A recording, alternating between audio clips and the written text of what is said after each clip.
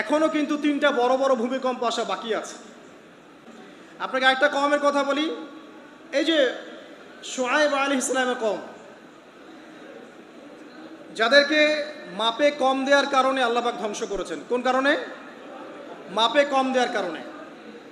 আল্লাহ রাব্বুল আলামিন ভূমিকম্প দিয়ে ধ্বংস করেছেন এই প্রথম এই কওমটাকে, যারা ছিল শুআয়ব আলাইহিস সালামের কওম। তাদের অপরাধ খুব বড়সড় ছিল না, কিন্তু আপনি দেখেন তারা শিরকের পাপ করতো, ঠিক আছে, এই পাপটা মোটামুটি ধ্বংসপ্রাপ্ত সব কমই করেছে। এই শিরকের পাপ বাদ দিয়ে তারা আরেকটা বড় পাপ করতো, একটা বড় পাপ করতো। সেটা কি? তারা মাপে কম দিত, অন্যদেরকে ঠকাতো, মানে জনগণের সম্পদ লুট করে মাপে কম দিত। এই একটা কারণে আল্লাহ পাক শুআয়ব আলাইহিস সালামের কওমকে পুরো ভূমিকম্প দিয়ে ধ্বংস করে দিয়েছে।